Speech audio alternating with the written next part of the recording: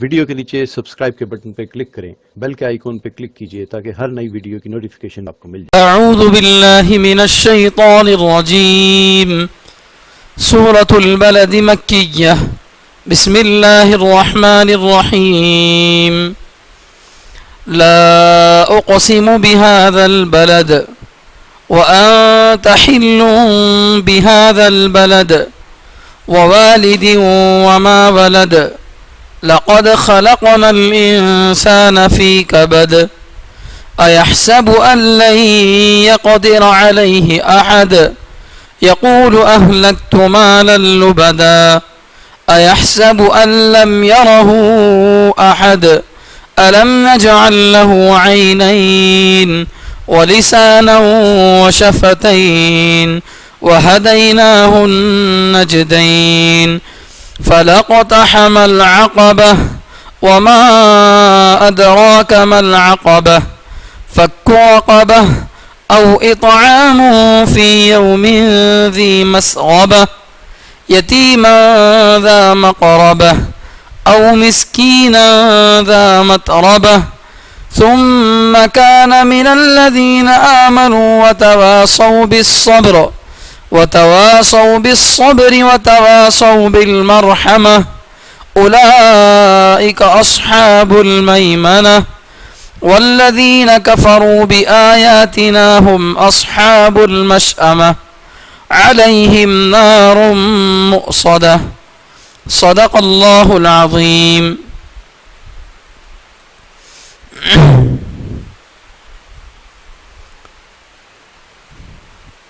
ابھی آپ کے سامنے صرف قرآن کریم کا ایک سورہ پڑھا گیا ہے۔ انشاءاللہ اس کی تفسیر مکمل ہونے کے بعد سورہ فجر کی جتنی تفسیر ہو سکتی ہے اتنی تفسیر انشاءاللہ کی جائے گی۔ سورۃ البلد مکیہ، سورہ بلد مکی صورت ہے، یعنی مکے کے دور میں اترنے والی صورت ہے، اور اس میں 20 آیتیں ہیں۔ بسم اللہ الرحمن الرحیم، شروع کرتا ہوں اللہ کے نام سے جو بڑا مہربان رحم کرنے والا ہے۔ لا اقسم بهذا البلد، لا کے معنی نہیں، اقسم میں قسم کھاتا ہوں، یعنی آدمی کو ایسا نہیں سمجھنا چاہیے میں قسم کھا کے کہتا ہوں بهذا البلد، اس شہر کی، نہیں، میں قسم کھاتا ہوں اس شہر کی۔ وَأَنْتَ حِلٌّ بِهَذَا الْبَلَدِ، جبکہ آپ اس شہر میں مقیم ہیں، جبکہ آپ اس شہر میں، هذا البلد اس شہر میں، حل مقیم ہے، رہتے ہیں، جبکہ آپ اس شہر میں رہتے ہیں۔ ووالد، اور قسم ہے جننے والے کی، وما ولد، اور اس کی جس کو اس نے جنا، اور قسم ہے جننے والے کی اور اولاد کی۔ لقد خلقنا الانسان فی کبد، البتہ یقیناً ہم نے انسان کو پیدا کیا تکلیف میں، یقیناً ہم نے انسان کو پیدا کیا تکلیف میں۔ ایحسب، کیا انسان سمجھتا ہے، ان لن یقدر علیہ احد، کہ اس پر کوئی قادر نہیں ہے، کوئی قدرت رکھنے والا نہیں ہے، اس پر کسی کی نہیں چلتی۔ کیا انسان سمجھتا ہے کہ اس پر کسی کی نہیں چلتی؟ یقول، وہ کہتا ہے، اہلکت، میں نے لٹا دیا، مالا لبدا، بہت سارا مال، وہ کہتا ہے کہ میں نے بہت سارا مال برباد کر دیا، لٹا دیا۔ ایحسب، کیا انسان سمجھتا ہے، ان لم یرہ احد، کہ اس کو کوئی نہیں دیکھ رہا ہے، کیا انسان سمجھتا ہے کہ اس کو کوئی نہیں دیکھ رہا ہے؟ الم نجعل لہ، کیا نہیں بنایا ہم نے اس کے لیے، الم نجعل لہ، کیا نہیں بنایا ہم نے اس کے لیے، عینین، دو آنکھیں، ولسانا، اور زبان، وشفتین، اور دو ہونٹ، کیا ہم نے اس کے لیے دو آنکھ، زبان اور دو ہونٹ نہیں بنائے؟ وَهَدَيْنَاهُ النَّجْدَيْنِ، اور ہم نے اس کی رہنمائی کی، نجدین، دونوں راستوں کی، دونوں گھاٹیوں کی ہم نے اس کو رہنمائی کی. فَلَقْتَحَمَ الْعَقَبَةَ، پھر کیوں وہ نہیں گھسا گھاٹی میں، پھر کیوں وہ نہیں گھسا گھاٹی میں. وَمَا أَدْرَاكَ مَا الْعَقَبَةُ، اور تم کو کیا معلوم ہے کہ گھاٹی کیا ہے. فَكُّ رَقَبَةٍ، گردن کا آزاد کرنا. فَكُّ رَقَبَةٍ، گردن کا آزاد کرنا. او اطعام، یا کھانا کھلانا. فی یوم، ایسے دن میں. ذی مسغبہ، جو قحط سالی والا ہو. بھوک کے دن میں کھانا کھلانا. یتیمن، ایسے یتیم کو. ذا مقربہ، جو رشتہ دار ہو. ایسے یتیم کو کھانا کھلانا جو رشتہ دار ہو. او مسکینن، یا ایسے مسکین کو، ایسے غریب کو. ذا متربہ، جو مٹی میں رل رہا ہو، جو مٹی میں پڑا ہوا ہو. ثم کان، پھر ہو. من الذین آمنوا، ان لوگوں میں سے جو ایمان لائے. وتواصوا بالصبر، اور آپس میں ایک دوسرے کو صبر کی وصیت کرتے رہے، صبر کا حکم کرتے رہے. وتواصوا بالمرحمہ، اور آپس میں ایک دوسرے کو رحم کرنے کی، مہربانی کرنے کی تاکید کرتے رہے. اولئک اصحاب المیمنہ، یہی لوگ دائیں جانب والے ہیں، یہی لوگ دائیں جانب والے ہیں. والذین کفروا، اور وہ لوگ جنہوں نے کفر کیا، نافرمانی کی. بآیاتنا، ہماری آیتوں کے ساتھ، اور وہ لوگ جنہوں نے ہماری آیتوں کا انکار کیا. ہم اصحاب المشأمہ، وہ بائیں طرف والے ہیں. علیہم نار مؤصدہ، ان پر آگ بندھی ہوئی ہے، بند کی ہوئی ہے. یہ سورۃ البلد ہے اور اس میں 20 آیتیں ہیں.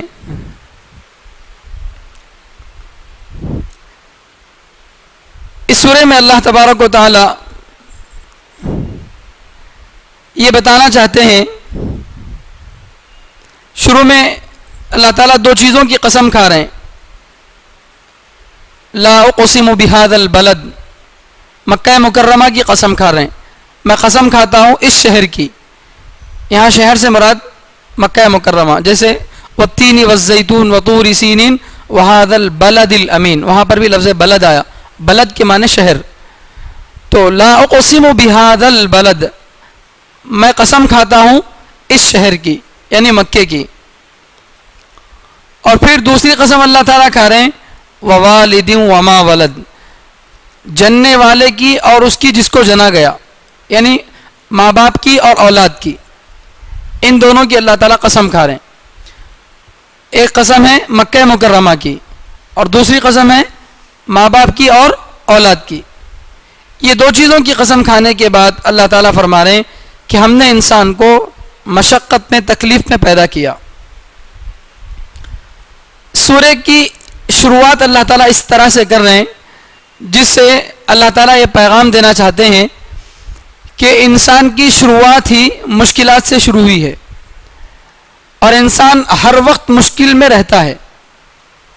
الگ الگ طرح کی مصیبتیں، الگ الگ طرح کی مشکلات انسان کو پیش آتی رہتی ہیں. تو اللہ تعالیٰ سورہ کو اس انداز سے شروع کرے ہیں. آگے چل کر اصل میں اللہ تبارک و تعالیٰ دو چیزوں کا حکم دے رہے ہیں کرنے کے، دو کام کرنے کا اللہ تعالیٰ حکم دے رہے ہیں.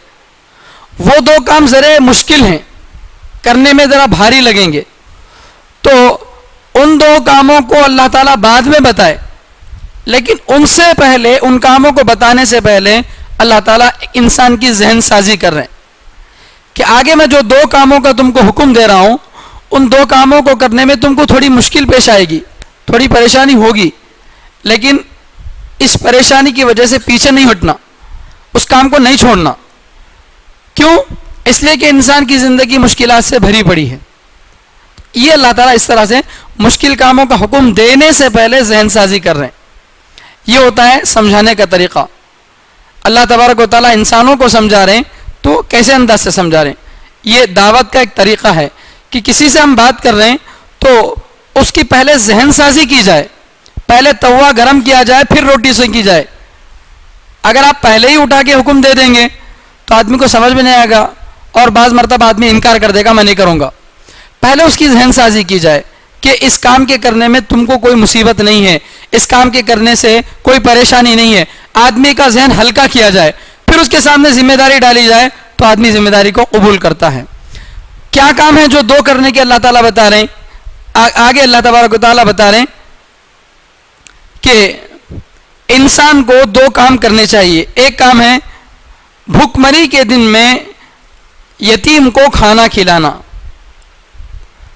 بھوکمری کا دن یعنی ایسا دن جس میں لوگوں کے پاس قحط ہو.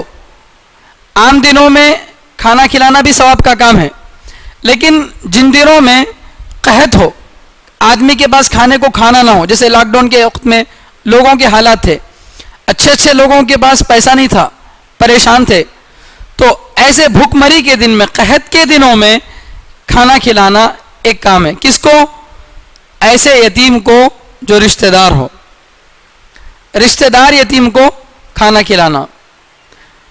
اور دوسرا کام ہے ایسے مسکین کو, ایسے غریب کو کھانا کھلانا جو مٹی میں پڑا ہوا ہے. تو ان لوگوں کو کھانا کھلانا, یتیم کو کھانا کھلانا اور غریب کو کھانا کھلانا, یہ کام ہے. اس کا اللہ تعالیٰ آگے انسان کو حکم دے رہے ہیں. اب یہ کام انسان کے لیے مال کا خرچ کرنا آدمی کو ذرا بھاری لگتا ہے. بولنے کو 10 جملے بول دیں گے, لیکن خرچ کرنے کے وقت آدمی پیچھے ہٹ جاتا, ہوتا ہے ایسا.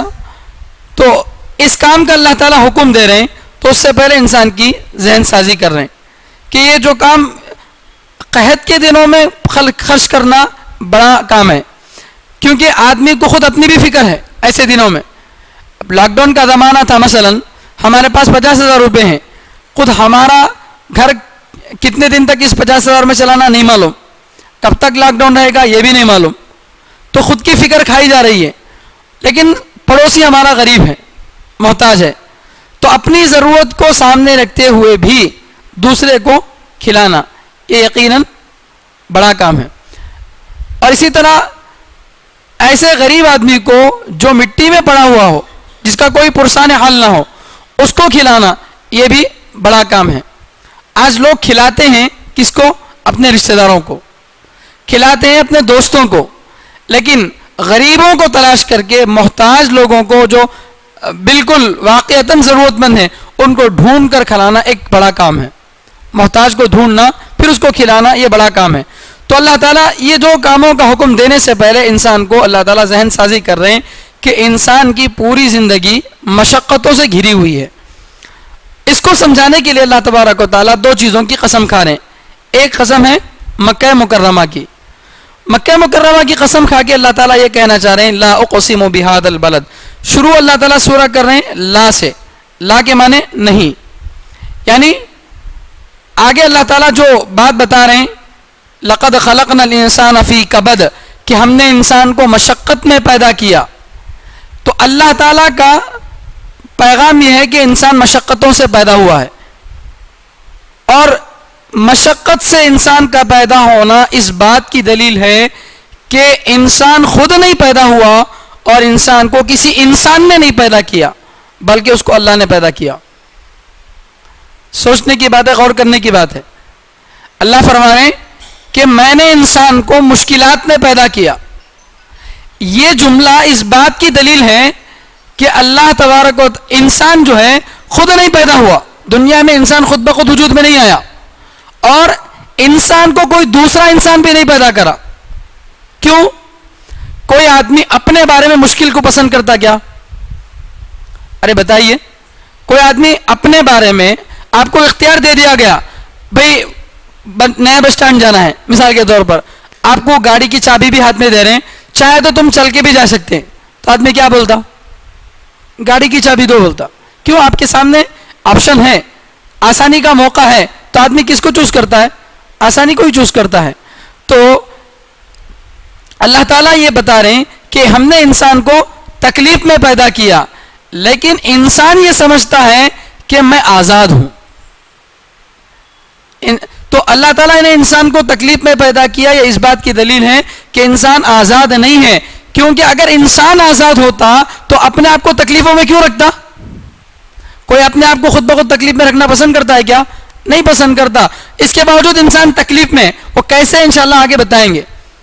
جب انسان تکلیف میں ہے تو یہ اس بات کی دلیل ہے کہ انسان کو اللہ نے پیدا کیا، اور جب اللہ نے انسان کو پیدا کیا ہے تو یہ اللہ کی کمپنی سے نکلا ہوا سامان ہے گویا کہ، اور کمپنی کا سامان اسی حساب سے چلے گا جیسے کمپنی بتائے گی. آپ موبائل خریدتے ہیں، آن کا بھی بٹن ہے، آف کا بھی بٹن ہے. فون آیا تو ریسیو کرنے کا الگ بٹن ہے اور ریجیکٹ کرنے کا بٹن الگ ہے. آپ یہ کہیں میں 20,000 روپے دے کے خریدا، یہ فون میرا ہے، میں جیسے چاہے اس کو استعمال کروں گا، تو فون آنے پر لال بٹن دبا رہا ہے ریسیو کرنے کے لیے، یا کٹ کرنے کے لیے ہرا بٹن دبا رہا ہے. ہو سکتا ہے کام؟ نہیں ہو سکتا. آدمی یہ بول رہا ہے میرا فون ہے، میں پیسے دے کر خریدا، اس میں میری مرضی چلے گی؟ نہیں چلے گی. اگرچہ پیسے آپ نے دیے ہیں مگر اس کو بنایا کس نے ہے؟ کمپنی والے نے. اس کو ویسے ہی چلانا پڑے گا جیسے کمپنی والے نے اس کو بنایا ہے. تو ہم سب کس کا پروڈکٹ ہیں؟ اللہ کا. تو ہم کو ویسے ہی رہنا پڑے گا جیسے اللہ نے ہم کو پیدا کیا ہے.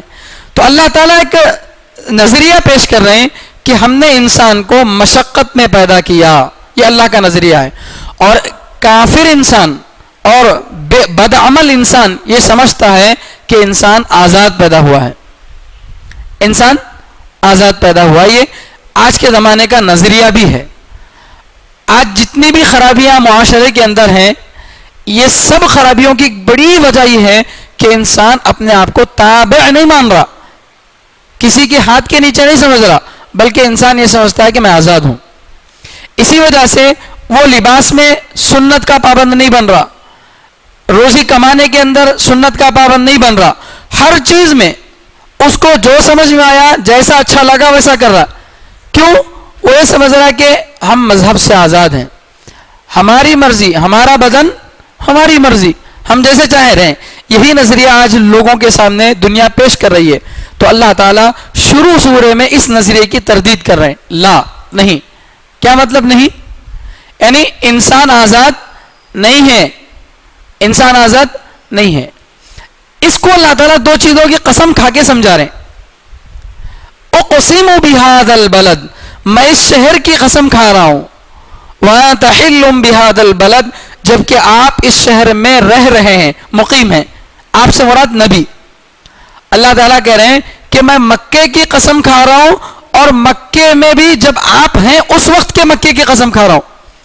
مکے کے اوپر دو حالات گزرے ہیں. ایک وہ زمانہ جس میں اللہ کے نبی صلی اللہ علیہ وسلم مکے میں تھے، اور ایک وہ زمانہ جب آپ مکے سے مدینہ منورہ ہجرت کر کے چلے گئے. مکے کی تو عزت اپنی جگہ ہے، مکے کا مقام اپنی جگہ ہے، لیکن نبی جب وہاں ہو تو مکے کا مقام اور بھی بڑھ جاتا، چونکہ وہاں ایک مکے کی بھی عزت ہے اور دوسرے نبی کی بھی عزت ہے. تو عزت میں عزت کا اضافہ ہو گیا. تو اللہ تعالیٰ فرما رہے کہ میں مکے کی قسم کھا رہا ہوں جبکہ آپ اس شہر میں مقیم ہیں. ایسے مکے کی قسم کھا رہا ہوں. ووالد وما ولد، اور والد کی اور اولاد کی میں قسم کھا رہا ہوں. یہ دو چیزوں کی قسم کھا کے اللہ تعالیٰ مشقت کا، تکلیف اور مشقت کے بارے میں کیا بتانا چاہ رہے ہیں؟ بتانا یہ چاہ رہے ہیں کہ اللہ تبارک و تعالیٰ نے اپنے نبی کو کون سے شہر میں پیدا کیا؟ مکہ مکرمہ میں. اور مکہ مکرمہ ایسا شہر ہے اور ایسی جگہ ہے کہ اس زمانے کے جاہلیت والے لوگ بھی، جن کو کوئی تمیز نہیں تھی، بالکل اناڑی قسم کے لوگ تھے، ایسے لوگ بھی مکے کی عزت کرتے تھے. اپنے باپ کا قاتل بھی اگر مکے کے اندر دکھ جاتا تو اس کو قتل نہیں کرتے تھے. بلکہ میں نے بتایا تھا اس سے پہلے کہ وہاں لگے ہوئے درخت کو بھی اکھاڑنا پسند نہیں کرتے تھے، وہاں کے پرندے کو بھی شکار نہیں کرتے تھے. تو وہاں مکہ ایسی جگہ ہے جہاں پر امن ہی امن ہے، سکون ہی سکون ہے، کوئی چھیڑ چھاڑ وہاں نہیں ہوتی. نہ انسان تو انسان، جانور سے بھی کوئی چھیڑ چھاڑ نہیں، جانور سے آگے بڑھ کر وہاں لگی ہوئی گھاس سے بھی کوئی چھیڑ چھاڑ نہیں کرتا. ایسا امن والا شہر. وہذا البلد الامین، اللہ تعالیٰ بتایا تھا اس سے پہلے والتین والزیتون کے سورے میں کہ امن والا شہر. تو مکہ مکرمہ کیسا شہر ہے؟ امن والا شہر، جہاں پر انسان کو بھی تکلیف نہیں دی جاتی, جانور کو بھی تکلیف نہیں دی جاتی, وہاں پیدا ہونے والی گھاس پھوس کو بھی تکلیف نہیں دی جاتی. لیکن دنیا نے دیکھا کہ جو امن والا شہر تھا اسی شہر میں نبی کو ستایا گیا. یہ ہے سمجھنے کی بات کہ جو شہر امن والا تھا, جہاں پر انسان تو دور جانور کو بھی امن حاصل تھا, گھاس پھوس کو بھی امن حاصل تھا, ایسے شہر میں اللہ کے لاڈلے کو ستایا گیا. ایک دن دو دن کے لیے, برسوں کے لیے ستایا گیا. صرف آپ کو نہیں, آپ کے ساتھیوں کو بھی ستایا گیا. تو معلوم کیا ہوا کہ شہر اگرچہ امن والا ہے لیکن مصیبت وہاں بھی ہے, تکلیف وہاں بھی ہے. آپ کو وہاں پر بھی کیا کرنا پڑا, تکلیفیں اٹھانا پڑا. تو یہ اللہ تعالیٰ سمجھانا چاہ رہے ہیں کہ اس شہر کی میں قسم کھا رہا ہوں, جبکہ آپ اس شہر میں رہ رہے ہیں, آپ اس شہر میں ہیں تو آپ کو امن ملنا چاہیے تھا. آپ کی اگر دعوت کو نہیں قبول کرتے تو نہیں قبول کرتے, کم از کم آپ کو تکلیف تو نہیں دینا تھا. لیکن آپ کو ہر طرح سے ستایا گیا, آپ کے ساتھیوں کو مارا گیا, آپ کو تکلیفیں دی گئی, ہر قسم سے آپ کو ستایا گیا. تو معلوم ہوا کہ امن والے شہر میں رہ کر بھی آپ کو سکون نہیں تھا, تکلیف وہاں بھی تھی. ایک قسم اللہ تعالیٰ کھا رہے ہیں. دوسری قسم ہے ووالد وما ولد, قسم ہے ماں باپ کی. والد کے معنی جننے والا. اب جننے میں ماں باپ دونوں کا حصہ ہوتا ہے, اس لیے والد سے مراد ماں باپ. قسم ہے ماں باپ کی, وما ولد, اور ماں ولد سے مراد ہے اولاد کی. قسم ہے ماں باپ کی اور اولاد کی. ماں باپ کی اور اولاد کی قسم کھا کے اللہ تعالیٰ کیا چاہ رہے ہیں, کہ اس مثال سے بھی اللہ تعالیٰ یہ کہنا چاہ رہے ہیں کہ یہاں بھی تکلیف ہی تکلیف ہے. جتنے بیٹھے ہیں بہت سارے یہاں پر ماں باپ ہیں یا پھر اولاد ہیں. ماں باپ کو بھی تکلیفیں ہیں, اولاد کو بھی تکلیفیں ہیں. ماں باپ کی تکلیفیں الگ طرح کی, اولاد کی تکلیفیں الگ طرح کی. ماں باپ کی تکلیف کیا ہے, جب سے بچہ پیٹ میں پڑا, جب سے نطفہ ٹھہرا, حمل ٹھہرا, تب سے اس کی حفاظت, اس کے لیے دوائیاں, اس کے لیے ڈاکٹر کے پاس جانا, اس کی حفاظت کرنا. پھر زچگی کا بڑا مسئلہ ماں کے لیے, باپ کے لیے پریشانی, پیسہ خرچ کرنے والا باپ ہے اور تکلیفیں اٹھانے والی ماں ہے. پھر بچے کے پیدا ہونے کے بعد اپنے سکون کو غارت کر کے, اپنی نیند کو حرام کر کے بچے کی تربیت کرنا. پھر بچہ ذرا بڑا ہوتا ہے, اس کو کھلانے پلانے کی تکلیف, اس کو دودھ پلانے کی تکلیف, اور اسی طرح سے جب وہ بڑا ہوتا ہے اسکول کا خرچ برداشت کرنا. پھر اسی طرح آگے بڑھ کر اس کی شادی کا مسئلہ, اس کی زندگی کو سیٹل کرنے کا مسئلہ. تو آپ سچے دل سے بتائیے, جتنے ماں باپ یہاں بیٹھے ہیں, کیا کسی وقت میں ماں باپ سکون میں بیٹھ سکتے ہیں, سکون سے بیٹھ سکتے ہیں؟ نہیں بیٹھ سکتے. اولاد نہیں ہے تو ایک پریشانی, اولاد ہے تو الگ پریشانی, پھر اولاد چھوٹی ہے الگ پریشانی, بڑی ہو گئی تو الگ پریشانی. چلو بھائی اولاد کی شادی کر دی, اب تو پریشانی ختم ہوتی نہیں. اب کیا پریشانی ہے, داماد کی طرف سے کبھی پریشانی, کبھی بہو کی طرف سے پریشانی, پھر پوترا پوتری کی پریشانیاں, نواسا نواسی کی پریشانیاں, نانا نانی بن گئے, اب بھی سکون نہیں, اب بھی ذمہ داریاں ہیں, اب بھی بیٹی کو سنبھالنا ہے, اب بھی بیوی کو سنبھالنا ہے, اب بھی سب کو سنبھالنا ہے. تو انسان کسی بھی مرحلے میں جا کر آزاد ہے نہیں ہے. بلکہ آپ یہ کہہ لیجئے, اگر کوئی آدمی مر گیا اور سپوز زندہ ہو کے واپس آ گیا گھر کو, تو گھر والے خوش نہیں ہوں گے. یہ بولیں گے کہاں چلے گئے تھے اتنے دن, کون سنبھالنا ہے گھر کو, جاؤ جائے کما کے پیسے لاؤ بول کے. آگے نہ بول کے خوش نہیں ہوں گے. آنے کے بعد بھی پھر کیا کریں گے, ذمہ داریاں دیں گے. آپ پڑھ کر واپس بھی آ گئے تو بھی ذمہ داریاں ختم نہیں ہوتی. اگرچہ ناممکن چیز ہے لیکن سمجھانے کے لیے بتا رہا ہوں. انسان یعنی ماں باپ وہ کبھی بھی سکون میں نہیں رہتے, ہر وقت الگ الگ طرح کی. لڑکی ہے تو اس کی الگ پریشانیاں, اس کی حفاظت کی, اس کی شادی کی, ہر طرح کی پریشانیوں سے ماں باپ گزرتے ہیں. اولاد کی تکلیف کیا ہے, بچہ ابھی نطفہ ہے, ماں کے پیٹ میں 9 مہینے اپنے آپ کو جکڑا ہوا ہے, ہاتھ پیر بندھے ہوئے ہیں. پھر ماں کے پیٹ سے نکلا, دودھ پینا ہے اور ہر وقت ماں کی پکڑ میں رہتا ہے, آزاد نہیں ہے. اسی طرح اس کو جو ہے رینگنا ہے, گر رہا ہے, مار لگ رہے ہیں, پلٹ رہا ہے, چل رہا ہے. ہر وقت جو ہے چھوٹے بچے کو اگر آپ سمجھائیں کہ بیٹے نیچے گر رہا, چلنے کی کیا ضرورت ہے, خاموش بیٹھتا نہیں, چلتا رہتا, گرتا رہتا, مارا لگا لیتا, تکلیف میں رہتا نا. بچہ 4 مہینے کا ہو گیا, 5 مہینے کا ہو گیا, پلٹنا سیکھ لیا, آپ کتنا بھی سیدھا سلاتے رہو پلٹتے رہتا.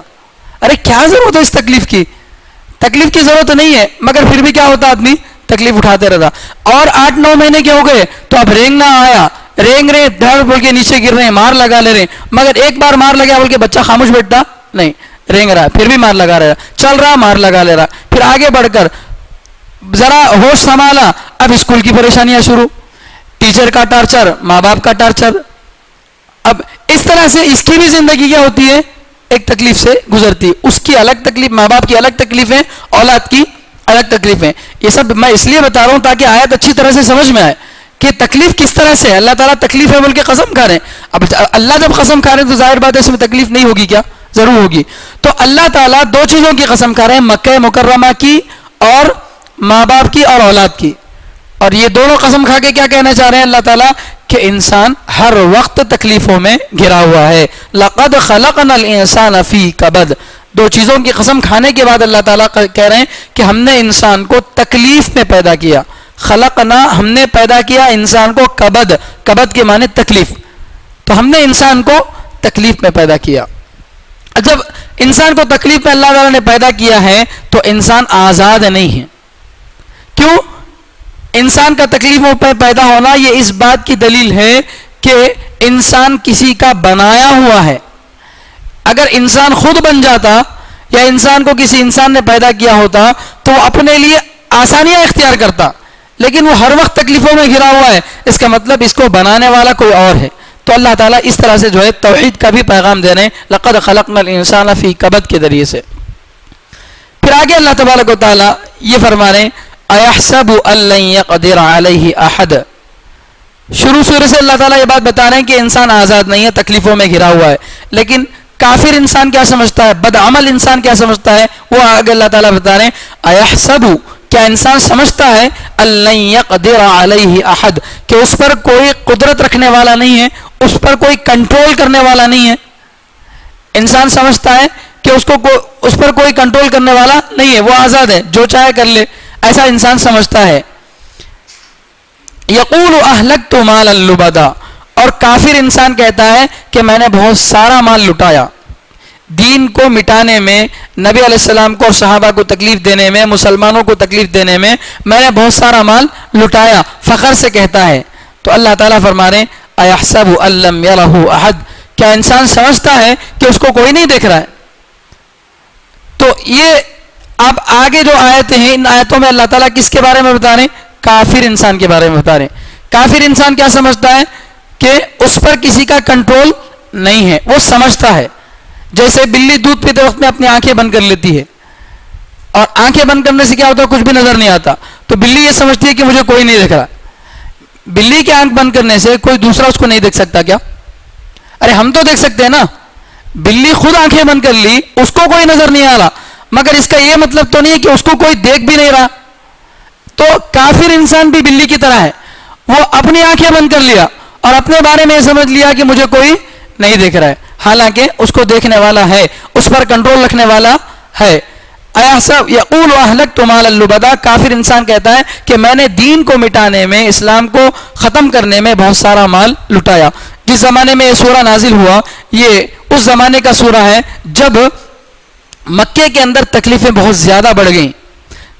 اس سورے کا جو اترنے والی ترتیب ہے 45واں سورہ ہے یہ قرآن کریم کی اترنے کی ترتیب کے اعتبار سے. تو یہ وہ زمانہ تھا جب مکے کے اندر صحابہ کو بھی بہت زیادہ ستایا جا رہا تھا. شروع کے 3 سالوں میں تو زیادہ تکلیفیں نہیں تھی, کیونکہ اللہ کے نبی صلی اللہ علیہ وسلم کھل کر اسلام کی دعوت نہیں دیتے تھے. پھر 3 سال کے بعد اللہ تعالیٰ کی طرف سے حکم آیا وَأَنذِرْ عَشِيرَتَكَ الْأَقْرَبِينَ, اپنے رشتہ داروں کو کھل کر ڈرائیے. تو اب اللہ کے نبی صلی اللہ علیہ وسلم نے کھلم کھلا دعوت دینا شروع کیا. اس کے نتیجے میں اللہ کے نبی صلی اللہ علیہ وسلم کو بھی تکلیفیں پیش آئی اور صحابہ کو بھی پیش آئی. تو مکے کے آخر کا جو زمانہ ہے, بڑی تکلیفوں کا زمانہ, حضرت بلال رضی اللہ تعالیٰ عنہ کے بارے میں, حضرت مصعب بن عمیر رضی اللہ تعالیٰ عنہ کے بارے میں ہم فضائل اعمال وغیرہ کے اندر قصے سنتے ہیں کہ صحابہ کو کس طرح سے ستایا گیا. تو یہ وہ دور ہے جس وقت صحابہ کو بہت زیادہ ستایا جا رہا تھا, اور صحابہ کو تکلیف دینے میں کس کا ہاتھ تھا, دشمنوں کا, کافروں کا ہاتھ تھا. اور وہ کافر مسلمانوں کو تکلیف دینے کے لیے کیا کرتے تھے, مال خرچ کرتے تھے.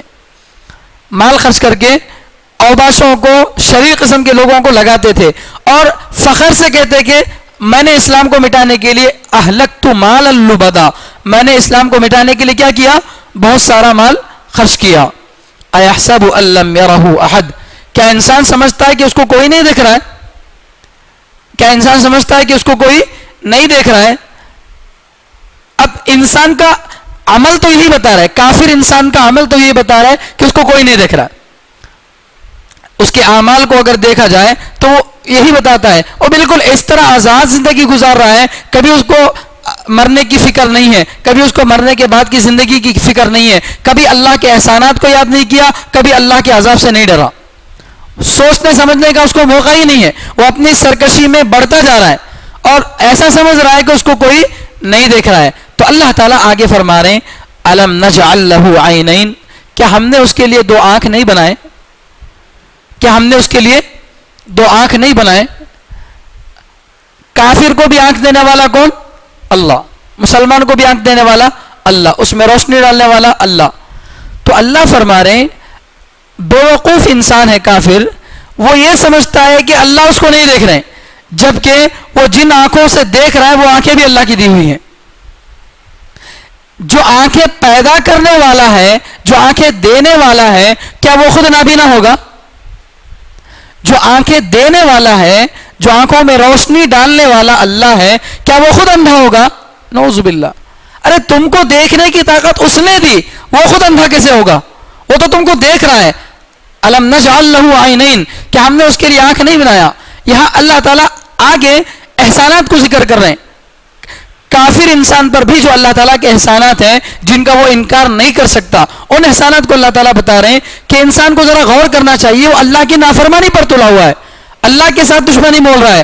آخر ذرا دیکھ لے یہ عقل اور گھمنڈ کس کا ہے، کیوں کر رہا ہے گھمنڈ؟ جن آنکھوں سے دیکھ رہا ہے وہ آنکھیں اللہ کی بنائی ہوئی ہیں. وَلِسَانًا وَشَفَتَيْن، اور ہم نے اس کے لیے زبان اور دو ہونٹ بنائے. زبان اور دو ہونٹ بنائے. تو آنکھوں سے دیکھ رہا ہے اور زبان سے، زبان جو ہے مخرج میں لگتی ہے تو ایک قسم کی ہوا پیدا ہوتی ہے، پھر ہونٹوں سے ہوا کو دباتا ہے انسان تو حرف نکلتا ہے. آدمی دل میں خیال آیا، سوچا، دماغ سے اس کو سوچا اور پھر زبان سے اس کو ادا کر رہا ہے، تو اتنا پورا کام ہو رہا ہے سیکنڈوں میں. جتنی بات ہم کہنا چاہتے ہیں دل میں خیال آیا بھی، دماغ نے اس کو ترتیب بھی دیا اور پھر زبان سے وہ نکل گیا. تو زبان اپنی جگہ پہ پروننسیشن کی جگہ پہ لگتی ہے تو ایک قسم کی ہوا پیدا ہوتی ہے. اس ہوا کو دو ہونٹ مل کر دباتے ہیں، ہونٹوں کے دبانے سے اس ہوا میں آواز پیدا ہوتی ہے. تو اللہ تعالیٰ فرما رہے ہیں کہ جس زبان سے وہ بول رہا ہے وہ زبان بھی اللہ نے پیدا کی. میں آزاد ہوں بول کے جو زبان سے بول رہا ہے وہ زبان بھی کون دیا؟ اللہ دیا. اور جن آنکھوں کو دیکھ کر وہ یہ سمجھ رہا ہے کہ مجھے کوئی دیکھنے والا نہیں، ان آنکھوں کو بھی کس نے بنایا؟ اللہ نے بنایا. تو اللہ تعالیٰ احسانات بھی یاد دلا رہے کہ تیرے اوپر جو احسانات میرے ہیں اس کو تو کم سے کم غور کر لیا کر. وَهَدَيْنَاهُ النَّجْدَيْنِ، اور ہم نے اس کو دونوں راستے دکھا دیے. نجد کہتے ہیں اونچائی والا راستہ، تو ہم نے اس کو دو اونچائی والے راستے دکھائے. مطلب دو راستے سے مراد یہاں پر اچھائی والا راستہ بھی اور برائی والا راستہ بھی. انسان کو اللہ تعالیٰ نے دونوں راستے دکھا دیے. گزشتہ جمعہ میں بھی یہ بات آئی تھی کہ انسان کو اللہ تعالیٰ نے اختیار دیا ہے، اچھا کام کرنا چاہے اچھا کام کر سکتا ہے، برا کام کرنا چاہے برا کام کر سکتا ہے. گناہ کرنے کے لیے ہم ارادہ کر رہے ہیں تو ہمارے ہاتھ پیر بن جاتے ہیں کیا؟ نہیں. اگر کوئی مسجد کو آ رہا ہے تو بھی آ سکتا ہے، کوئی تھیٹر جانا چاہ رہا ہے تو اچانک کیا پیروں میں قفل پڑ جاتا؟ نہیں. وہاں جانا چاہے تو وہاں پر بھی جانے کے لیے پیر کام کرتے ہیں. غلط کو دیکھ رہا ہے تو بھی آنکھیں کام کر رہے ہیں، اچھوں کو دیکھ رہا ہے تو بھی آنکھیں کام کر رہے ہیں. تو اس کا مطلب یہ ہے کہ اللہ نے انسان کو اختیار دیا ہے، وہ جو چاہے کر سکتا ہے. لیکن اختیار دینے کے بعد اللہ تعالیٰ نے انسان کو دونوں راستے بتا دیے. یہ صحیح راستہ ہے جنت کا اور یہ غلط راستہ ہے جہنم کا. تو اللہ کا کام کیا ہے؟ گائیڈ کرنے کا. اللہ گائیڈ کرتے ہیں، رہنمائی کرتے ہیں، بتاتے ہیں اس کے کیا فائدے ہیں، اس کے کیا نقصانات ہیں. اللہ تعالیٰ دونوں بتاتے ہیں. پھر چلنا، اس پر عمل کرنا، یہ کس کی ذمہ داری ہے؟ انسان کی ذمہ داری ہے. اسی اختیار پر انسان کو سزا اور جو ہے ثواب ملتا ہے. انسان کو جو اللہ تعالیٰ نے یہ اختیار دیا ہے، اسی اختیار کو اگر کوئی صحیح جگہ استعمال کرتا ہے تو اس کو ثواب ملتا ہے، غلط جگہ استعمال کرتا ہے تو عذاب ہوتا ہے. تو اللہ تعالیٰ فرما رہے ہیں کہ میں نے اس کو آنکھ دیا وہ چیزوں کو دیکھے, زبان دیا اللہ کی نعمتوں کا اقرار کرے, وَهَدَيْنَاهُ النَّجْدَيْنِ اور میں نے اس کو دونوں راستے دکھا دیے تو وہ کیا کرے, آنکھوں سے دیکھ کر زبان سے اقرار کر کے سیدھا راستہ اختیار کرے, سیدھا راستہ اختیار کرے. وَهَدَيْنَاهُ النَّجْدَيْنِ. تو یہاں تک تو اللہ تعالیٰ کافر انسان کے بارے میں بتا رہے ہیں, فَلَقْتَحَمَ الْعَقَبَةَ کیوں نہیں گھسا وہ گھاٹی میں. اقتحامہ کے معنی گھسنا. گھسنا کب بولتے ہیں, مشکل سے کوئی کام کرے تو اس کو بولتے ہیں گھسنا. ایک ہے داخل ہونا, داخل ہونا, اندر آنا الگ ہے, گھسنا الگ ہے. دروازے سے آ سکتے ہیں, کھڑکی سے گھستے ہیں. سوراخ سے آدمی داخل نہیں ہوتا, سوراخ سے آدمی گھستا ہے. گھسنے کا لفظ کس کو بتا رہا ہے, تکلیف کو بتا رہا ہے. تو فَلَقْتَحَمَ الْعَقَبَةَ کیوں نہیں گھسا وہ گھاٹی میں. مطلب کیا, گھاٹی کس کو بولتے ہیں, گھاٹی بولتے ہیں دو پہاڑوں کے درمیان کا باریک راستہ, جس میں اس پہاڑ سے اس پہاڑ کو جانے کے لیے باریک راستے ہوتے ہیں. وہ راستے بڑے ڈینجر ہوتے ہیں. پہاڑ کی چوٹیاں, پہاڑ پر چھوٹے چھوٹے چٹان ہوتے ہیں, دو چٹانوں کے بیچ میں کبھی راستہ ہوتا ہے. آدمی اگر اس راستے سے گیا تو جلدی پہنچ جاتا, لیکن گھوم کر جانا ہے تو اتنا بڑا راستہ لے کر جانا پڑتا. تو درمیان میں جو راستہ ہے تو وہ راستہ تنگ ہے, لیکن اس میں گھس کر جانے میں تکلیف ہے, مگر جائے گا تو جلدی پہنچ جائے گا. تکلیف کا کام ہے لیکن وقت اس میں بچتا ہے.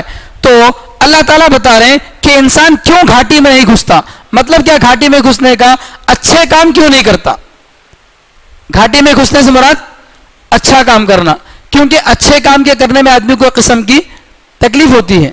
ذرا آدمی کو اپنے آپ کو تیار کرنا پڑتا ہے.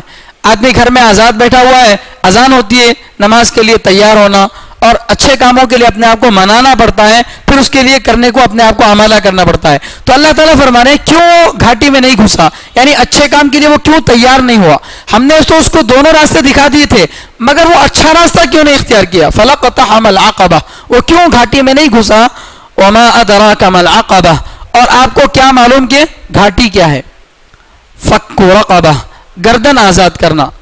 ہاں, تو جو کام جو بتائے گئے تھے ان میں سے ایک کام ہے گردن آزاد کرنا اور دوسرا کام ہے کھانا کھلانا. اس وقت میں غلط بول دیا تھا. فَكُّ رَقَبَةٍ گردن آزاد کرنا ایک کام, اور دوسرا کام غریبوں کو کھانا کھلانا. گردن آزاد کرنے کا مطلب کیا, آج کے زمانے میں تو غلام اور باندیوں کا کوئی مسئلہ نہیں ہے. دنیا کے کسی بھی ملک میں غلام اور باندیاں نہیں ہیں, اب تو صرف جیل ہے. لیکن ایک زمانہ وہ تھا جب کسی ملک پر اگر حملہ کرتے اور وہ ملک والے ہار جاتے تو اس ملک میں رہنے والوں کو قید کر کے لا لیا جاتا اور ان لوگوں کو غلام اور باندی بنا کر رکھ لیا جاتا. تو اسلام غلام اور باندی کا سلسلہ اسلام نے شروع کیا. اسلام سے پہلے بھی غلام اور باندیوں کا سلسلہ تھا, لیکن اسلام نے جو ہے وقتاً فوقتاً جو ہے غلاموں کو آزاد کرنے کی ترغیب دی ہے. کہ ایک انسان جو پیدائش تو آزاد ہوا تھا مطلب وہ کسی کا غلام بن کر پیدا نہیں ہوا تھا, صرف اللہ کا غلام تھا, کسی انسان کا غلام بن کر نہیں پیدا ہوا تھا. لیکن بعد میں جا کر کوئی اس پر کامیابی حاصل کر کے اس کو ہرا کر اپنا تابع بنا لیا. تو اللہ تعالیٰ جو ترغیب دی ہے قرآن پاک میں بہت ساری جگہوں پہ کہ انسان کو جو غلام ہے اس کو آزاد کرنا چاہیے. تو غلام کو آزاد کرنا ایک بڑا کام ہے, کیونکہ بکری خریدنے کے لیے جائیں گے صحت مند تو 25-30 ہزار روپے ملتی, اچھی موٹی تازی بکری, اچھا موٹا تازہ بکرا, اچھی بیل خریدتے ہیں تو 40-50 ہزار روپے لگ جاتے ہیں. ایک جانور کی جب اتنی قیمت ہے, غلام کو آزاد کرنا کوئی معمولی بات ہے. غلام کی اچھی خاصی قیمت ہوگی, اس کو آزاد بھی کرنا ہے. آزاد کر دینے سے کیا ہوگا, وہ ہمارے اختیار سے نکل جائے گا. غلام کو خرید لیں گے تو وہ ہماری خدمت کرے گا, لیکن غلام کو خرید کر آزاد کر دیں گے تو پیسے بھی گئے اور خدمت بھی نہیں مل رہی, وہ تو چلا گیا. صرف اللہ کے لیے گویا کام ہوا. بات سمجھ میں آ رہی. غلام کو خریدیں گے تو پیسے تو لگیں گے لیکن ہماری خدمت ہوگی. لیکن یہاں اللہ تعالیٰ کیا بتا رہے ہیں, غلام کو خریدنا نہیں بلکہ غلام کو آزاد کرنا. یہاں آدمی کا پیسہ بھی لگ رہا ہے اور اس غلام سے خدمت بھی نہیں لے سک رہا ہے, تو یہ کام ذرا مشکل کام ہے. تو اس کو تیار کرانے کے لیے اللہ تعالیٰ شروع سے ایک تمہید باندھ رہے ہیں کہ یہ کام اگرچہ مشکل ہے لیکن مشکل کام سے انسان کو پیچھے نہیں ہٹنا چاہیے. کیوں, انسان کی پوری زندگی مشکلات سے بھری ہوئی ہے. اسی کو سمجھانے کے اللہ تعالیٰ مکے کی قسم کھائے, ماں باپ کی قسم کھائے اور مختلف باتیں جو ہے اللہ تعالیٰ بتا رہے ہیں. تو فک رقبہ مشکل کام جو اللہ تعالیٰ کرنے کا حکم دیے کیا ہے؟ گردن کو آزاد کرنا. رقبہ کے معنی گردن, فکو کے معنی آزاد کرنا. فک رقبہ گردن آزاد کرنا. او اطعام فی یوم ذی مسغبہ یا محتاجی والے دن میں, بھکمری کے دن میں کھانا کھلانا. بھکمری کا دن یعنی جن دنوں میں قحط ہو, لوگوں کے پاس کھانے کو کھانا نہ ہو, ایسے دنوں میں کھانا کھلانا. کس کو؟ یتیما ذا مقربہ, ایسے یتیم کو جو رشتہ دار ہو. او مسکینا ذا متربہ, یا ایسے غریب کو جو مٹی میں پڑا ہوا ہو. تو کھانا کھلانا ثواب کا کام ہے. کسی کو بھی آپ کھلاؤ ثواب ملتا ہے. دوستوں کو کھلا رہے ہیں ثواب ملتا ہے, مالدار رشتہ داروں کو کھلا رہے ہیں تو بھی ثواب ملتا ہے, اس سے انکار نہیں ہے. لیکن کبھی ایک عمل میں ڈبل ثواب مل جاتا ہے, کسی عمل سے ڈبل ثواب مل جاتا ہے. وہ کب؟ جیسے مثال کے طور پر اگر آدمی کھانا کھلا رہا ہے اور وہ بھی کیسے قحط والے دنوں میں, جن دنوں میں قحط ہے, کھانے کو کھانا نہیں مل رہا, ایسے دنوں میں کھانا کھلا رہا ہے. اور کس کو؟ یتیم کو. یتیم جس کا باپ نہ ہو, تو جن بچوں کا باپ نہیں ہوتا ان بچوں کی تربیت کیسے ہوتی ہے آپ جانتے ہیں. خرچ کرنے والا کمانے والا باپ ہی اگر گھر میں نہ ہو تو ماں کیا ان کو کھلا سکتی ہے, کیا ان کو پڑھا سکتی ہے؟ وہ بیچارے باپ غریبی کی زندگی گزارتے ہیں. تو یتیم خود غریب ہے, تو غریب ہونے کی وجہ سے اس کو کھلانا ہے. اور یتیم ہونے کے ساتھ ساتھ وہ کیا بھی ہے؟ ذا مقربہ, رشتہ دار بھی ہے. تو قریبی رشتہ دار یتیم کو کھانا کھلانا یہ بڑا ثواب کا کام ہے. اگر ہمارے رشتہ داروں میں کوئی ایسا لڑکا ہے یا کوئی لڑکی ایسی ہے جو یتیم ہے تو اس کو کیا کرنا چاہیے؟ کھانا کھلانا چاہیے, اس کی ضرورتوں کو پورا کرنا چاہیے. یہ بڑا ثواب کا کام ہے. اور اس سے پہلے میں نے بتایا تھا یتیم کس کو بولتے ہیں؟ اس لڑکا یا لڑکی کو بولتے ہیں جس کا باپ نہ ہو اور وہ نابالغ ہو. نابالغ لڑکا یا لڑکی کا باپ نہ ہو تو اس کو یتیم بولتے ہیں.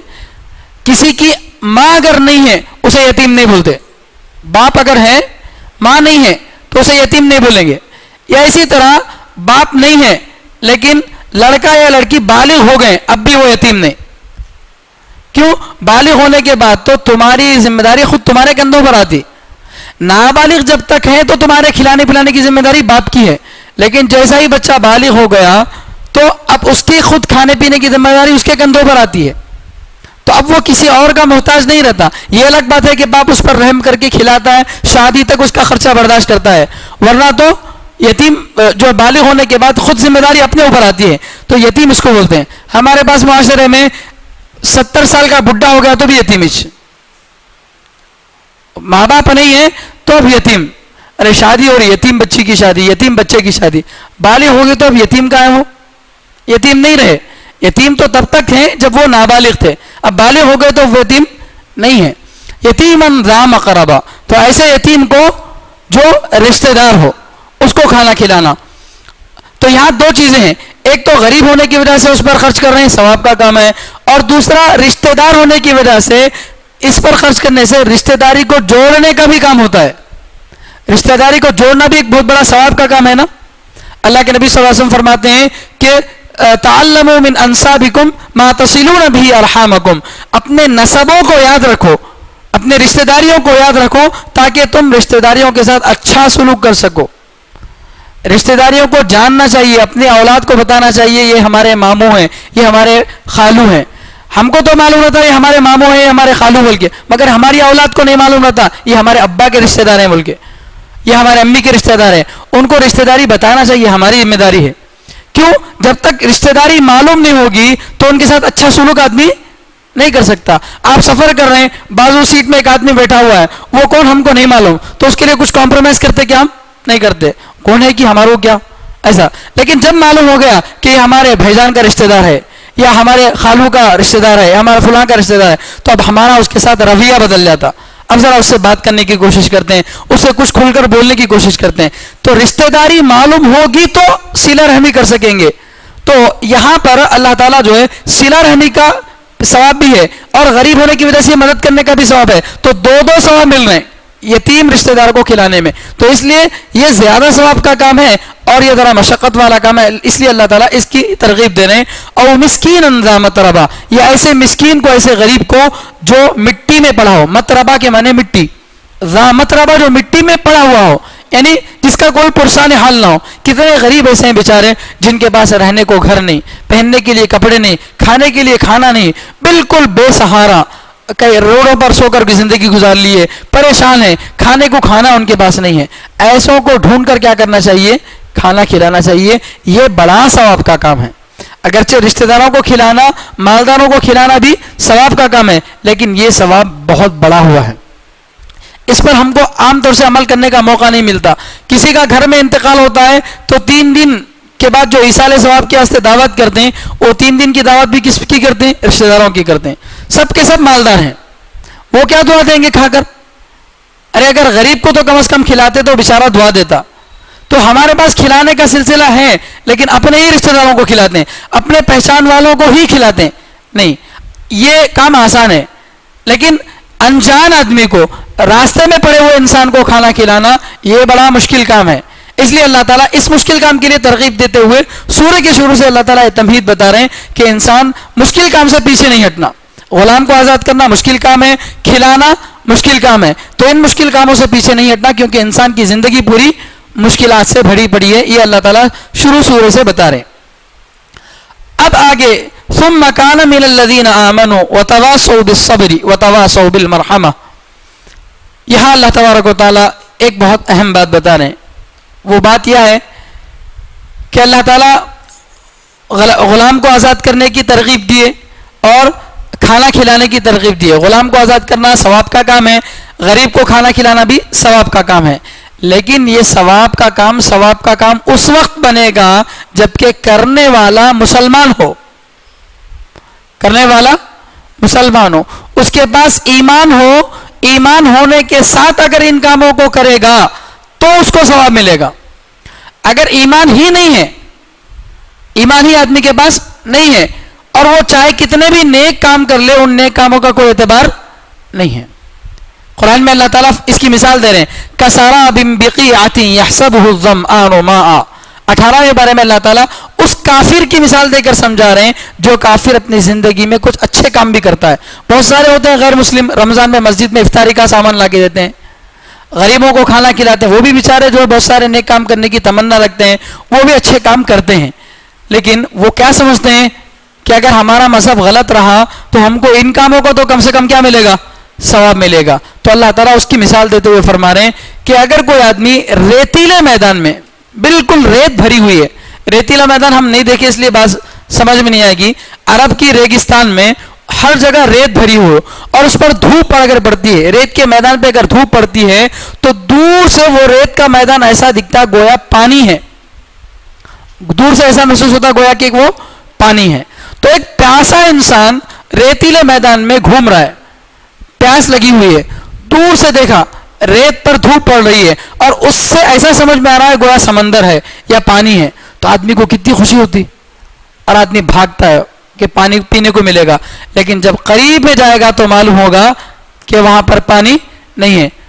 حتیٰ اذا جاءہ لم یجدہ شیئا ووجد اللہ عندہ فوفاہ حسابہ. اللہ تعالیٰ فرما رہے ہیں کہ جب وہ اس کے قریب آتا ہے پانی سمجھ کر تو وہاں پر پانی نہیں ہوتا, وہاں اللہ کو پائے گا. وہ مطلب یہ کہ اس کے کافر آدمی اگر کوئی نیک عمل کرتا ہے تو اس کا نیک عمل بھی ایسا ہی ہے جیسے ریگستان میں دھوپ پڑنے سے ریت کیا نظر آتی ہے؟ پانی نظر آتی ہے, نظر آتی ہے لیکن وہ پانی نہیں ہے, دھوکہ ہے انسان کی نظر کا.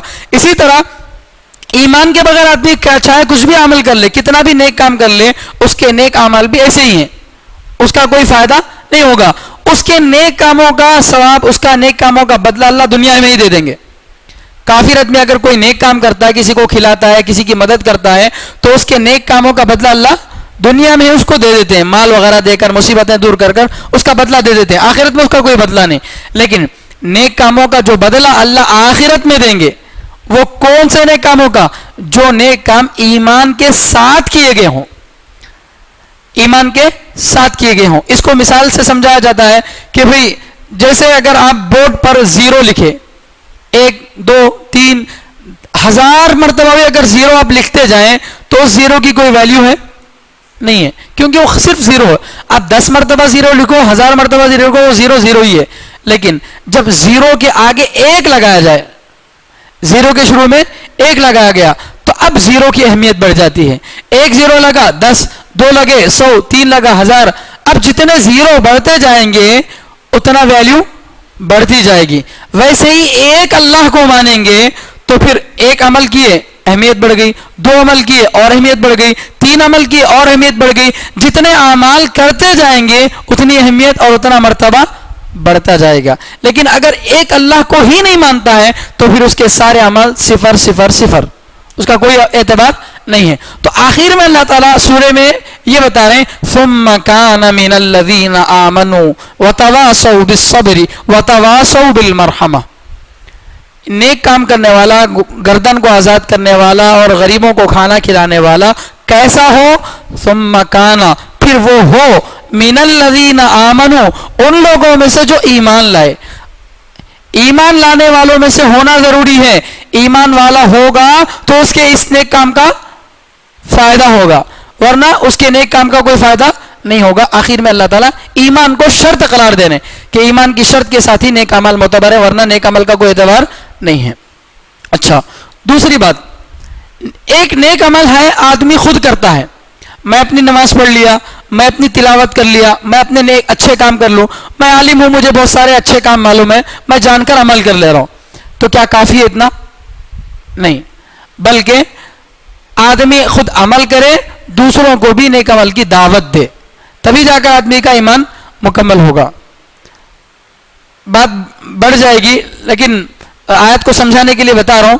قرآن کریم میں ایک آیت ہے 7ویں پارے میں, اللہ تعالیٰ فرما رہے ہیں یا ایھا الذین آمنوا علیکم انفسکم, اے ایمان والو تم اپنے آپ کو لازم پکڑو, یعنی اپنا کام کرو. لا یضرکم من ضل اذا اہتدیتم, تم کو گمراہ ہونے والے کی گمراہی سے کوئی نقصان نہیں پہنچے گا جب تم ہدایت پر ہو. یعنی اگر تمہیں ہدایت پر ہیں, تم اگر اچھے کام کر رہے ہیں, تو دوسرا اگر کوئی غلط کام کر رہا تو اس کے غلط کام سے تم کو کوئی نقصان نہیں ہوگا. یہ قرآن کریم کی آیت ہے 7ویں پارے میں. یہ آیت جب اتری تو صحابہ کرام اس آیت کے سمجھنے میں تھوڑی سی غلطی کر لیے. کیا غلطی کر لیے؟ صحابہ یہ سمجھے کہ اس آیت میں اللہ تعالیٰ یہ کہنا چاہ رہے ہیں کہ آدمی اپنا کام خود کرے, دوسرا کچھ بھی ہو, نمازیں نہیں پڑھ رہا, اچھے کام نہیں کر رہا, غلطیوں میں مبتلا ہے, اس سے ہمارے کو کیا, ہم اچھے ہیں بس, دوسرا کہاں تو بھی جان دے, ہمارے کو اس سے کوئی مطلب نہیں, ایسا سمجھے. کیونکہ آیت سے بظاہر نہیں سمجھ میں آ رہا کہ علیکم انفسکم, تم اپنے آپ کو لازم پکڑو, اپنا کام تم خود کرو, اور کوئی دوسرا گمراہ ہوتا ہے تو اس کی گمراہی کا نقصان تم کو نہیں پہنچتا اگر تم ہدایت پر ہو. تم اگر ہدایت پر ہو تو دوسرے کی گمراہی سے تم کو کوئی نقصان نہیں پہنچتا. یہ آیت کا صحابہ یہ مطلب سمجھ گئے کہ ہمارا عمل ہمارے لیے کافی ہے, دوسروں کو دعوت نہیں دیے تو بھی چلتا. تو اس وجہ سے صحابہ کے اندر دعوت کا مزاج ذرا کم ہو گیا, دوسروں کو نیک اعمال کی دعوت دینے کا مزاج تھوڑا سا کم ہو گیا. حضرت ابوبکر رضی اللہ تعالیٰ نے اس بات کو محسوس کر لیے کہ صحابہ میں دعوت کا مزاج تھوڑا کم ہو گیا, تو حضرت ابوبکر رضی اللہ تعالیٰ نے صحابہ کو جمع کر کے سمجھائے. یہ روایت مشکاۃ شریف کے اندر موجود ہے, جس کا خلاصہ یہ ہے, حضرت ابوبکر رضی اللہ تعالیٰ سمجھاتے ہیں کہ دیکھو اللہ تعالیٰ فرما رہے اذا اہتدیتم, اگر تم ہدایت پر ہو, اگر تم ہدایت پر ہو تو دوسرے کی گمراہی سے تم کو نقصان نہیں پہنچے گا. اس کا مطلب کیا؟ یہاں ہدایت سے کامل ہدایت مراد ہے, ہدایت سے کامل ہدایت مراد ہے, 100% ہدایت مراد ہے. اور 100% ہدایت کب ہوگی؟ جب آمنو, خود ایمان بھی لائے, وتواصوا بالحق, اور دوسرے کو حق کی وصیت بھی کرے, خود بھی عمل کرے, دوسروں کو بھی دعوت دے. آدمی چاہے کتنے بھی نیک عمل کر لے, اس کا آدھا ہی ایمان ہوا. جب تک وہ دوسروں کو دعوت نہیں دے گا اس کا ایمان کامل نہیں ہوگا. تو اللہ تعالیٰ یہاں آخر میں شرط بتا رہے اوپر کے نیک اعمال کی کہ تمہارے غلام کو آزاد کرنے کا ثواب, غریب کو کھانا کھلانے کا ثواب کب ملے گا؟ الذین آمنوا, جو ایمان لائے تو ملے گا. اور ایمان لانا آدمی کا اپنا عمل ہے, اپنا عمل خالی کر کے بیٹھے تو نہیں, بلکہ وتواصوا بالصبر, اور ایک دوسرے کو صبر کی وصیت کرتے رہے, صبر کی وصیت کرتے رہے. وصیت کرنے کا معنی تاکید سے کوئی بات بتانا, اس کو بولتے ہیں وصیت. جیسے مرنے والا اگر کوئی بات کرتا ہے مرنے سے پہلے تو اس بات کو بہت امپورٹنٹ دیا جاتا ہے, بہت اہم سمجھا جاتا ہے کہ بہت اہم بات ہے, اس کی بات کو پورا کرنے کی کوشش کی جاتی ہے. تو اس لیے مرنے والا مرتے وقت میں جو بات بولتا ہے اس کو وصیت بولتے ہیں. تو یہاں پر اللہ تعالیٰ وہی لفظ استعمال کریں, تواصوا بالصبر, وہ آپس میں ایک دوسرے کو صبر کی تاکید کرتے رہے, صرف صبر کا حکم دیتے نہیں, ارے صبر کرو نہیں, صبر کی اتنی ترغیب دے رہے ہیں, اس کو اتنا صبر کے اوپر تیار کر رہے ہیں جس طرح سے وہ آدمی اس کی اس نصیحت پر عمل کرنے کے لیے گویا مجبور ہو جائے. تو تواصوا بالصبر, وہ صبر کی آپس میں ایک دوسرے کو تاکید کرتے رہیں. یعنی آدمی خود ایمان لایا, ایمان لانے کے ساتھ ساتھ کیا ہوگا, مصیبتیں آئیں گی. جیسے اللہ کے نبی صلی اللہ علیہ وسلم کے ساتھ مصیبتیں آئیں, صحابہ کے ساتھ مصیبتیں آئیں, اس کے بعد کے ہر دور میں ایمان کے ساتھ مصیبتیں آتی رہیں. تو ایمان لانے کے بعد مصیبتیں آئیں گی, تو مصیبتوں سے آدمی کو ڈرنا اور گھبرانا نہیں ہے.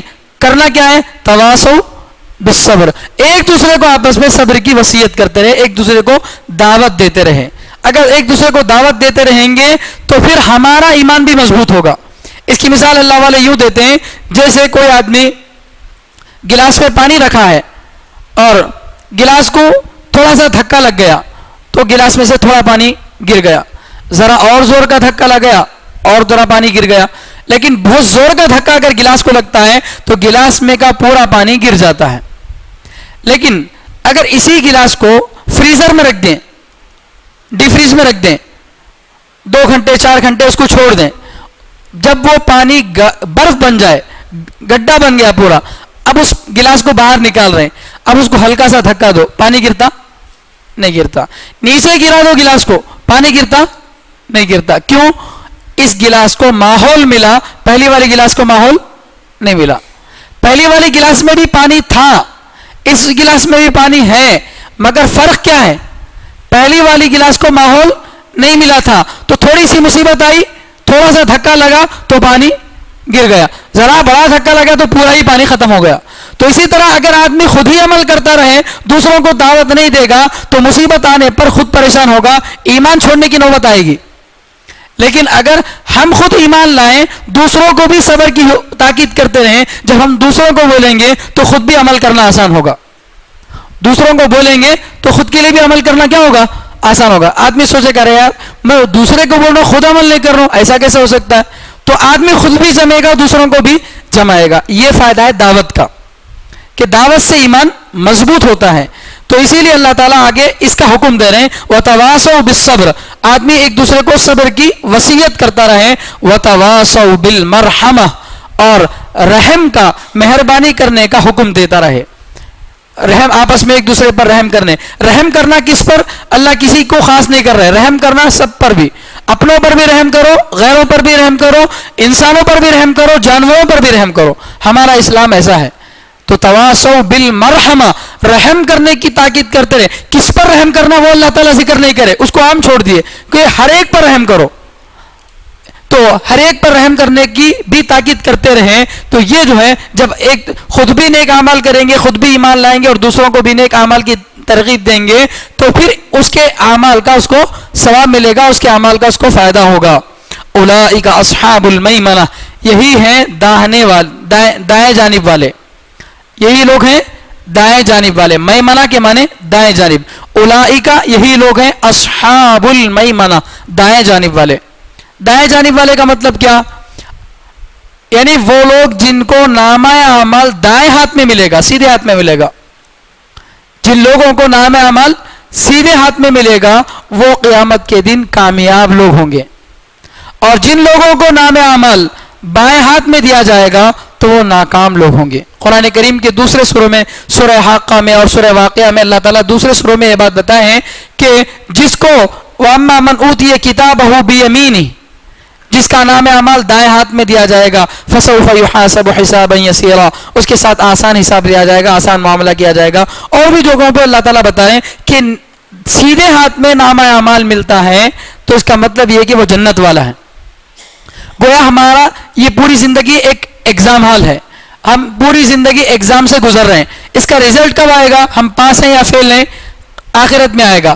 اور آخرت میں ہم پاس ہیں بول کے جو اللہ تعالیٰ ہم کو رزلٹ مارک شیٹ دیتے ہیں, وہ مارک شیٹ اگر ہمارے سیدھے ہاتھ میں دیے تو اس کا مطلب یہ کہ ہم پاس, اور اگر مارک شیٹ اللہ تعالیٰ بائیں ہاتھ میں دے رہے ہیں تو اس کا مطلب نعوذ باللہ فیل ہو گئے.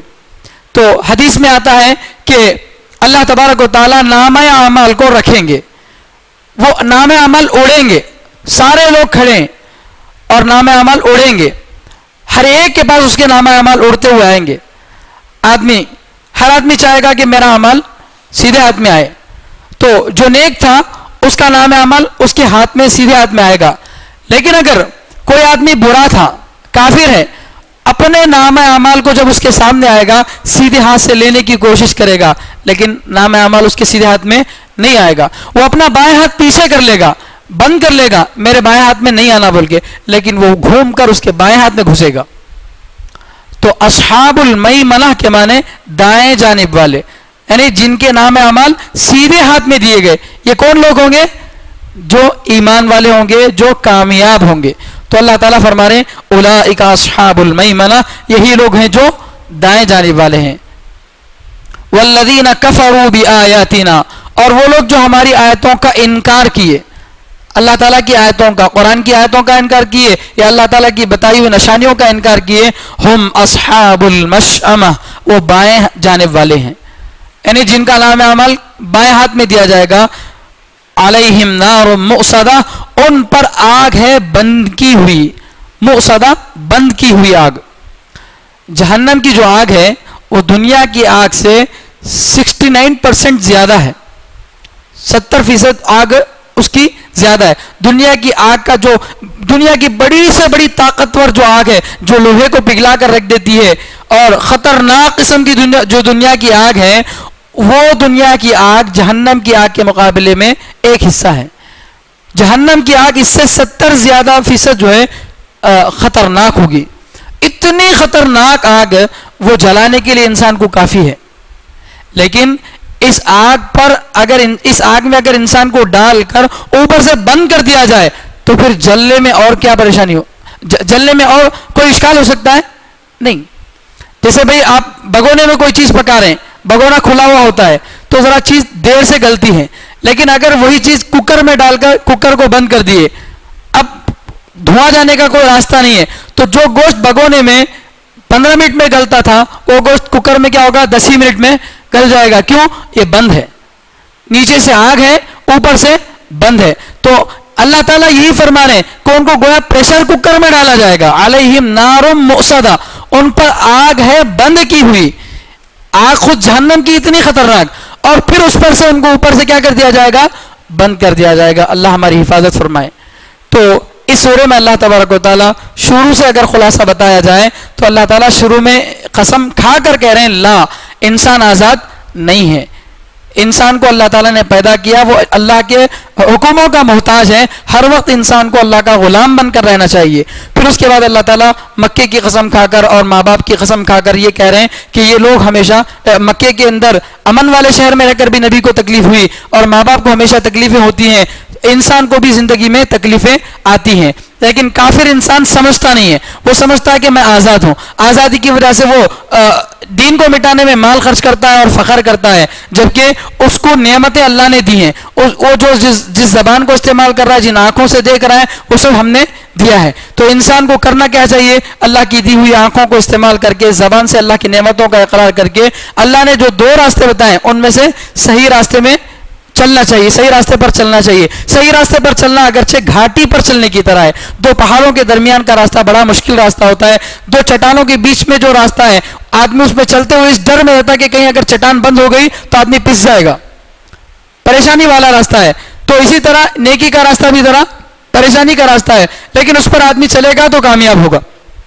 تو اللہ تعالیٰ نیکیوں کی ترغیب دیتے ہوئے 2 کام بتائیں کہ غلاموں کو آزاد کرنا, غریب کو کھانا کھلانا, اور پھر آخر میں یہ بتائیں کہ یہ سارے نیک اعمال کب قبول ہوں گے؟ جبکہ آدمی خود ایمان لائے. اور ایمان لانا ہی کافی نہیں ہے, بلکہ دوسرے کو بھی صبر کی نصیحت کرتے رہیں, دوسروں کو بھی رحم کرنے کی وصیت کرتے رہے. جب یہ سب کام آدمی کرے گا تو جنت میں جائے گا. اولئک اصحاب المیمنہ. اور اگر کوئی ایسا نہیں کرے گا, اللہ کی آیتوں کا انکار کرے گا, اللہ کی نافرمانی کرے گا, تو یہ جہنم والے ہیں, بائیں ہاتھ والے ہیں, اور ان پر اللہ تعالیٰ جہنم میں اللہ ان کو داخل کریں گے, اور ایسی جہنم جس کو اوپر سے بند کر دیا گیا ہوگا. اللہ تعالیٰ سے دعا ہے کہ اللہ تعالیٰ ہم سب کو کہنے سننے سے زیادہ عمل کرنے کی توفیق عطا فرمائے. سبحان اللہ و بحمدہ, سبحانک اللہم و بحمدک, ونشہد ان لا الہ الا انت ونستغفرک ونتوب الیک.